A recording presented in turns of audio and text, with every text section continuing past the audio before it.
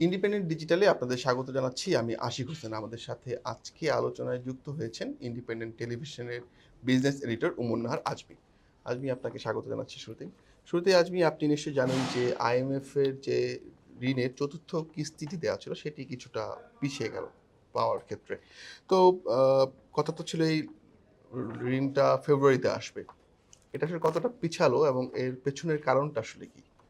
হ্যাঁ, ফেব্রুয়ারিতে পাওয়া যাবে বলে আমরা কিন্তু ১-১.৫ মাস আগে আমরা নিজেরাই আসলে নিউজ করেছিলাম এবং এদের টাইম কিন্তু ঠিকই থাকে যে এই বোর্ড মিটিং আসলে এই আইএমএফ এর ঋণের কিস্তি অনুমোদন হওয়ার কথা ঠিক যথাসময়ে কিন্তু হয়ে থাকে। কিন্তু আপনি জানেন যে যুক্তরাষ্ট্রে কিন্তু একটি প্রাকৃতিক দুর্যোগ চলছে এবং এটি আসলে সহসা শেষও হচ্ছে না। সবকিছু মিলিয়ে আসলে এই ধরনের বড়, বড় সিদ্ধান্তগুলো যে বোর্ড মিটিং এ নেওয়ার কথা সেটা আসলে পেছানো হয়। আমরা ইউজুয়ালি দেখে থাকি। তো আইএমএফ এর ক্ষেত্রেও আসলে ভিন্ন কিছু হয়নি।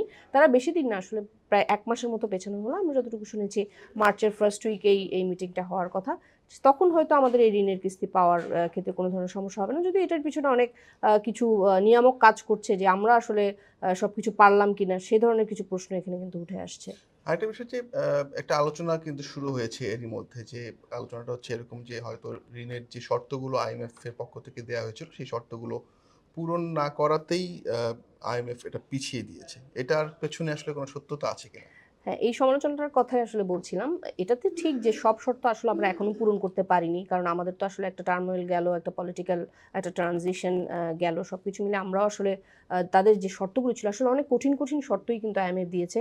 বেশিরভাগ শর্তই কিন্তু জনগণের কাঁধে চাপছে। বিশেষ করে ভ্যাটের বোঝা। আপনি জানেন ভ্যাট কিন্তু অলরেডি এ মাসেরই কিন্তু শুরুর দিকে বাড়ানো হয়েছে। যদিও আজকে সেটি কিছু সংশোধন করা হলেও আমরা দেখেছি বেশ কিছু পণ্যে আগের মতো বর্ধিত হারেই ভ্যাট রাখা হয়েছে। এছাড়া বিদ্যুৎ এবং গ্যাসের দাম বাড়ানোর মতো কিছু কঠিন শর্ত আছে। তার চাইতে বড় শর্ত যেটি নিয়ে আসলে অনেকদিন ধরে আলোচনা হচ্ছে এনবিআর এর যে রাজস্ব আদায় বাড়ানোর যে চ্যালেঞ্জটি আইএমএফ দিয়েছিল যতটুকু বেঞ্চমার্ক তারা ঠিক করে দিয়েছে আসলে ওই ধরনের কিন্তু রাজস্ব আদায় হচ্ছে না। রাজস্ব আদায়ে বেশ বড় একটা ঘাটতি থেকে যাচ্ছে। ব্যবসা বাণিজ্যের পরিস্থিতি খারাপ।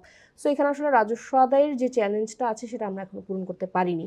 আবার ডলারের দর কিন্তু তারা বাজার ভিত্তিক করার কথা যেটি বলেছেন আমরা কিন্তু এখন ক্রলিং পেগ তুলে ফেলার পর কিন্তু বাজার ভিত্তিক একটি ডলারের বিনিময় দরে আমরা গিয়েছি।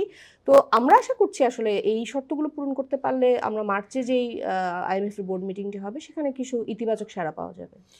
এর বিষয়টা কি এরকম যে বোর্ড মিটিং হলেই বাংলাদেশকে ঋণ ছাড় করা হবে, নাকি এটার অন্য কোনো প্রসিডিউর আছে? না, প্রসিডিউর মূলত তাদের শর্ত ফুলফিল করতে হবে। এখানে আসলে আর অন্য কোনো প্রসিডিউর নেই। তবে আইএমএফ এমনিতেই ঋণদাতা বা যেসব আমরা যারা ঋণ গ্রহীতা দেশ আছি, তারা চেষ্টা করে ঋণ দেওয়ার। কারণ আমরা তো আসলে কম সুদে তাদের কাছ থেকে এই ঋণটি পেয়ে থাকি যেটাকে সফট লোন বলা হয়। এবং এই ঋণ সহায়তার মাধ্যমে কিন্তু আমাদের আর্থিক খাতের বেশ কিছু উন্নয়ন আসলে হয়। তো এখানে প্রসিডিউর আসলে তাদের শর্তগুলো আমাদের পূরণ করতে হবে এবং যে শর্তগুলো পূরণের মাধ্যমে তাদেরকে বোঝাতে হবে যে আমরা আসলে এই খাতে সংস্কার এনেছি এবং এই বেঞ্চমার্কগুলো আমরা আসলে উত্তরণ ঘটাতে পেরেছি। তবে মার্চে যেই বোর্ড মিটিংটি হবে সেখানে আসলে আর কোনো ধরনের ফাঁকফোকর থাকার কথা না। আমরা যেটা পাওয়ার কথা সেটা পাওয়ার সম্ভাবনা আছে। হ্যাঁ, এখানে আরেকটি বিষয় আছে যে আমরা কিন্তু তার বাইরেও কিছু আসলে লোন চেয়েছি। সেটা আসলে কতটুকু দেয় এটি এখনো ৭০ হ্যাঁ, ৭০ কোটি কোটি ডলারের ডলারের মতো মতো। আমরা চেয়েছি। তবে ওইটি পাওয়ার বিষয়ে কিন্তু আইএমএফ এখনো কিছু বলছে না। তবে তারা যখন বোর্ড মিটিং করে তারা কিন্তু বাংলাদেশের সাথে আবার আলোচনার জন্য আসে। অর্থাৎ যেই সংস্কারগুলো তারা আনতে বলেছে তারা আমরা পেরেছি কিনা তারা কিন্তু একটা রিভিউ এটা করে। ইভ্যালুয়েশন করে। এভালুয়েশন করে, বাংলাদেশ ব্যাংকের সাথে তারা মিটিং করে, অর্থ মন্ত্রণালয়ের সাথে মিটিং করে। তো এবার যেহেতু তারা প্রাকৃতিক দুর্যোগের কারণে পিছিয়েছে, তারা এখনো পর্যন্ত ওই মিটিংটি এখনো করেনি। হয়তো সো ফার আমরা জানি খুব শিগগিরই হতে পারে। আ আমরা দেখেছি যে আইএমএফ এর প্রেসক্রিপশন ফলো করে কিন্তু অনেক সংস্কার করা হয়েছে ইতিমধ্যে। যেমন ভ্যাট ট্যাক্স, আপনি যেটা বলছিলেন, ভ্যাট ট্যাক্স বাড়ানোর আ একটা প্রক্রিয়া শুরু তো হয়েছে হুম, হুম। অন্ততপক্ষে। আবার আপনি বলছেন যে আরো আপনি যেটা বললেন এখন যে $৭০ কোটি আরো অতিরিক্ত বাংলাদেশ চেয়েছে। তো সেটা দেয়ার ক্ষেত্রেও কিন্তু আইএমএফ কিছু শর্ত দিয়েছে। শর্ত দিয়েছে। তো আর কত শর্ত আসলে বাংলাদেশকে দিবে আইএমএফ? না, আসলে শর্তের তো কোনো শেষ নেই। আমাদের যেসব আমরা উন্নয়নশীল দেশ বলি আমরা, অর্থাৎ আমরা উন্নত দেশে পৌঁছাতে চাচ্ছি। আমাদের জন্য আসলে শর্ত অনেক বেশি দিবে এটাই স্বাভাবিক। কারণ আমাদের অনেক ক্ষেত্রে অনেক সংস্কার আনতে হবে। শুধু অর্থনৈতিক ক্ষেত্রে নয়, তারা কিন্তু সুশাসনও চায়। অর্থাৎ আমার দেশে আসলে কতটুকু সুশাসন প্রতিষ্ঠিত হয়েছে তারা কিন্তু সেটিও দেখতে চায়। এটির উপরেও কিন্তু তাদের একটি মার্ক আছে। মানে তারা এই ঋণটি দেওয়ার ক্ষেত্রে আমরা এই শর্ত পূরণ করতে পারছি কিনা। তো এই শর্ত আসলে তারা দিবেই। আপনি যত চাইবেন সে তার শর্ত তত আরোপ করবে। বিশেষ করে ভর্তুকি কিন্তু কমানোর কথা তারা বারবার বলছেন এবং এই ভর্তুকি কমাতে গিয়েই কিন্তু গ্যাস, বিদ্যুতের বিল কিন্তু বেড়ে যায়। তো আইএমএফ এর থেকে আমি যখন ঋণ নিবো আসলে আমাকে আবার এদিকে সেই জনগণের কাঁধে আসলে এই চাপটি সৃষ্টি করতে হয়। আপনি বলছিলেন যে ভর্তুকির শর্ত, তারপরে আয় নিজস্ব আয় বাড়ানোর একটা শর্ত দেওয়া হয় এনবিআর কে। তো এগুলো করতে গিয়ে তো ভ্যাট ট্যাক্সও বাড়ানো হচ্ছে। পাশাপাশি আপনি বললেন যে বিদ্যুতের দাম, গ্যাসের দামও কিন্তু বাড়ছে। হুম, হুম। তো এতে করে কি বাংলাদেশের মানুষের উপর একটা প্রভাব পড়বে না? মানে সেটা যদি পড়ে সেক্ষেত্রে সেটাকে সামাল কিভাবে দেয়া যাবে? হ্যাঁ, সেটা সামাল দেওয়া আসলে এই মুহূর্তে একদমই অসম্ভব। কারণ আমাদের যে মূল্যস্ফীতির জাতাকলে মানুষ পিষ্ট হয়ে গেছে, এরপর যদি আসলে গ্যাস, বিদ্যুৎ এ ধরনের ভ্যাট ট্যাক্স বাড়ানোর আ এই ধরনের যদি সিদ্ধান্ত আসলে সরকার থেকে নেওয়া হয়, সেক্ষেত্রে অবশ্যই এটি একটি চ্যালেঞ্জিং বিষয়। তবে গভর্নমেন্টের আজকের সিদ্ধান্তগুলো কিছুটা ভালো লেগেছে। বিশেষ করে ওষুধ, যেটি আমাদের আসলে খুব নিত্য প্রয়োজনীয় আসলে পণ্য। সেখান থেকে কিন্তু বর্ধিত ভ্যাটটি প্রত্যাহার করা হয়েছে এবং রেস্তোরাঁ খাত আপনি জানেন যে অনেকদিন ধরেই কিন্তু তারা আন্দোলন করে আসছে যে তারা আসলে বর্ধিত ভ্যাট তারা দিবেন না। কারণ তারা বলছেন যে এই রাজনৈতিক অস্থিরতায় তারা অনেক সংকটে পড়ে গেছেন, তারা আর পিছু হটতে চান না। তো এই ধরনের কিছু ইতিবাচক সিদ্ধান্ত এসেছে। তবে আমরা দেখেছি আজকে এনবিআর এর যে প্রেস বিজ্ঞপ্তি, সেখানে কিন্তু অনেক পণ্য এখনো রয়ে গেছে যেগুলোর আসলে সম্পর্ক শুল্ক প্রত্যাহার করা হয়নি।